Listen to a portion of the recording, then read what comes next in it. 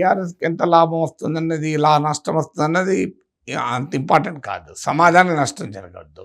అప్పటికి మనం తెలంగాణ ఏర్పాటు సమయంలో అనేక భయాందోళనలు, సందేహాలు, అనుమానాలుండేయి. సో, ప్రాంతీయేతరులపైన ఏ రకంగా వ్యవహరిస్తారని. కానీ 10 ఏళ్ల తెలంగాణ అనుభవం అవన్నీ అపోహలు, నిజం కాదు. తెలంగాణలో అన్ని ప్రాంతాల ప్రజలు సమైక్యంగా జీవించవచ్చు.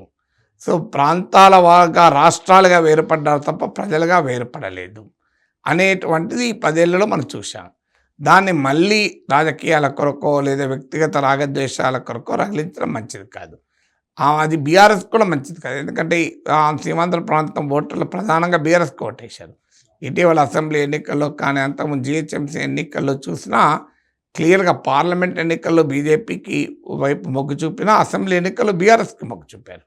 అందువల్ల బీఆర్ఎస్కు అది కౌశిక్ రెడ్డి వ్యాఖ్యలు నష్టమే కలిగిస్తాయి, లాభం లేదు.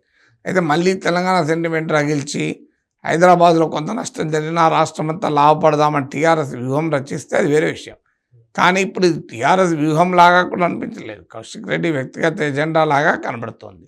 అందువల్ల తన ఎజెండాలో తనకు అనుకూలమైన పాయింట్ చెప్పుకోవడానికి ఆయన వాడాడు. గాంధీగూడ నువ్వు కరీంనగర్ నుంచి హైదరాబాద్ వచ్చావు అని పక్కా లోకల్ అన్న హైదరాబాద్ సెంటిమెంట్ ఆయన ప్రజెంట్ చేశాడు.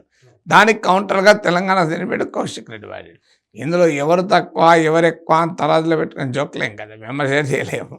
సో అందువల్ల ఇది రాజకీయాలకు మంచి సాంప్రదాయం కాదు. ఒకరి మీద ఒకరు దుర్భాషలు ఆడుకోవడం, ఒకరింటి మీదకి మరొకరు పోతామనడం, ఒకరిపైన మరొకరు దాడి చేసుకోవడం is not a healthy sign politics.